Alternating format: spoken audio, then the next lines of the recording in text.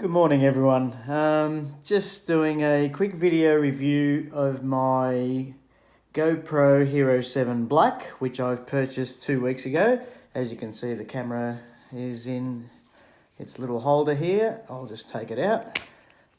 Just undo the bracket at the back, and it just slides out. And there we have the camera there. The great thing about this camera is its small size, so you can actually carry it in your hand. You can put a mounting bracket on it and take it on a bike, or take it on your put it on your helmet, put it on anywhere. So it's great. It's relatively heavy. It's probably about the size of 2 matchboxes together, and it's about the size, the weight of a normal phone. But yeah, the size of it's really good, fantastic.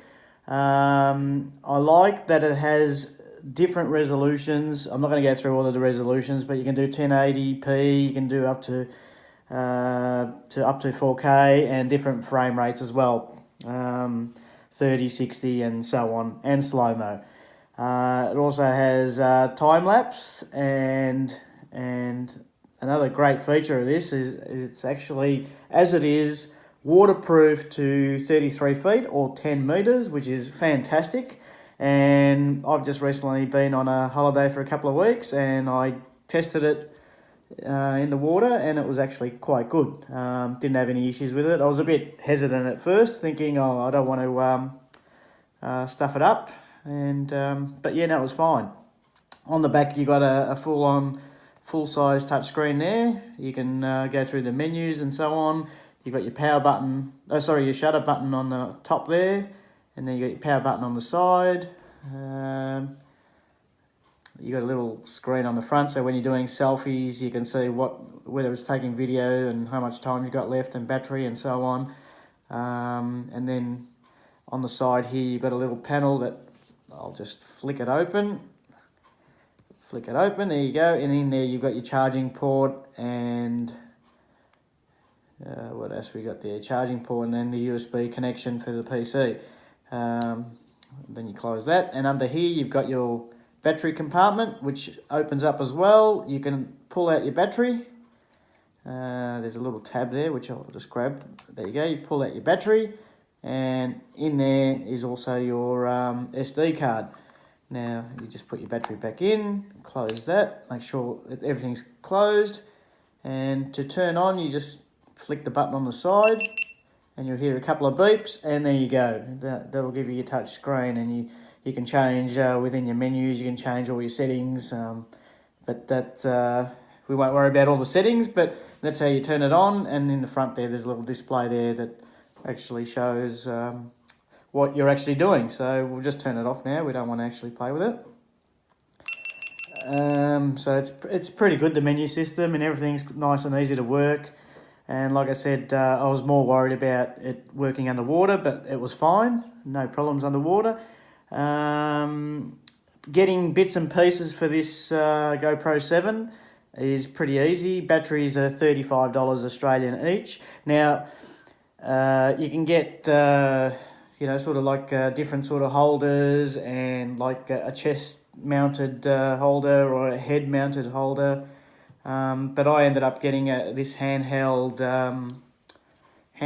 floating handle, I would say.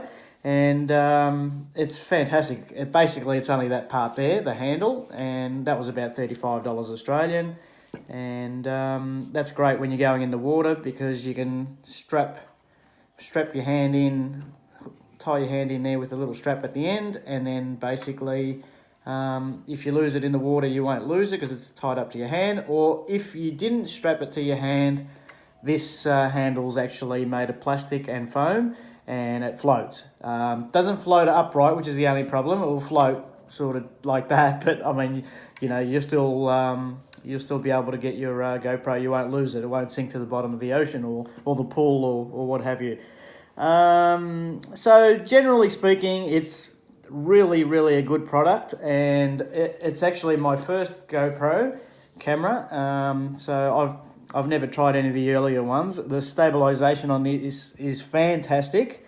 The only issue I have is if you're holding it with your hand and walking straight, the stabilization will actually help smooth out your video. But if you're in the ocean like I was last week, and the waves are rocking you like that, the stabilization won't work. There's limits to how far the stabilization will work. But having said that, normal 95% of the time, just walking down the street and holding it, and just, slight movements here and there, it will actually smooth them out, and it's quite good. But in extreme cases where you're actually moving a lot more, then you probably would need a gimbal. But it's actually quite good for what it is. Now, on the downside of it, it's expensive. It's $600 Australian, so which isn't cheap. And then on top of that, you pay for extra batteries if you want little bits and pieces for it. This handle was another $35, so the price isn't that great for them. But the Hero 7 Black is the top of the line. Now you can go for the silver or the white, but they're not as good. And the other major issue that I found using it over the last 2 weeks is if you're filming in bright sunlight, it's fantastic. The pictures come out nice, crisp and clean, regardless of what resolution you use. They come out really good. But if you move from a light, let's say, area, and you move indoors to a dark area, then it struggles to maintain the quality. A lot of people have said you can actually stop your video and change the resolution and then start again, but then mixing and matching resolution and frames per second, it sort of doesn't go well sometimes. For example, I took a video the last hotel I stayed in. I was walking around outside the pool area, and then I went downstairs into the basement, and it was pretty dark. And in the video, you can actually see a noticeable change of the video flickering. There's light flickering, and it just doesn't look as good as or as sharp as when you're in daylight. Now, but having said that, you can use this 95% of the time outside and indoors as long as there's good light. But if it's low light, you really need to supplement it with some sort of other light source. But having said that, my first GoPro, and I love it. I fantastically, I think it's fantastic. It's. I've also got here in the background here. I've got a you can see a Spark DJI Spark a drone. Now I purchased that as well a few months ago, and on this last trip I thought, oh well, will I use my GoPro or my Spark? And I thought, oh well, I'll probably try to use both. In the end, I used the GoPro. I did not even fly once with my Spark. Not because the video is not as great, because it's only 1080p at 30, but there's too many restrictions, too many people. It was just that much of a hassle that the only time I'd really consider flying the Spark is if I'm in the middle of nowhere or if there's a secluded beach. Whereas the GoPro, you can basically go anywhere, which is fantastic. So I'm not hanging on the DJI Spark because I love the Spark as well, and the footage of that is just amazing. Up in the air and aerial shots and what have you. But the GoPro is waterproof, which is the drone isn't. You can actually take footage in crowds where you can't with the DJI Spark or any other drone for that matter.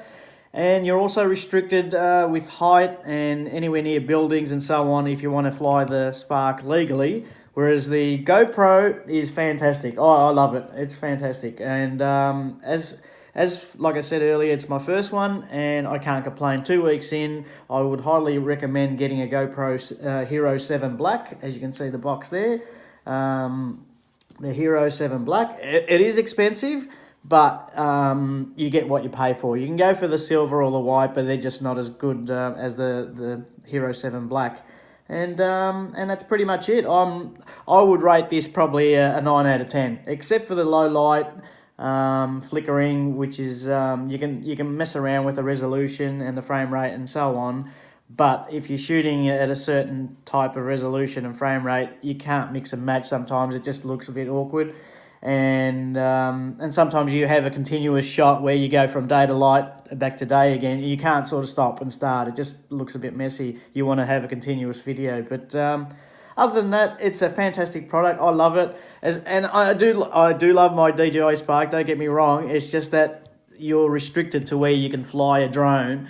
And also, you know, whereas a GoPro you can get up close with, you know, let's say a certain building or people, whereas a drone you can't.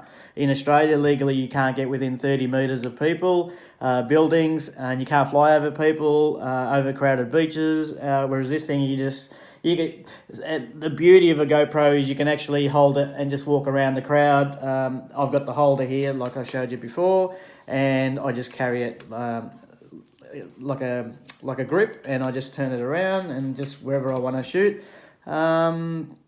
So it's great for crowds and sort of like that. You know, you don't have any issues with people, and I highly recommend it. And that's enough for today's video, and I hope you enjoyed it. Have a good one.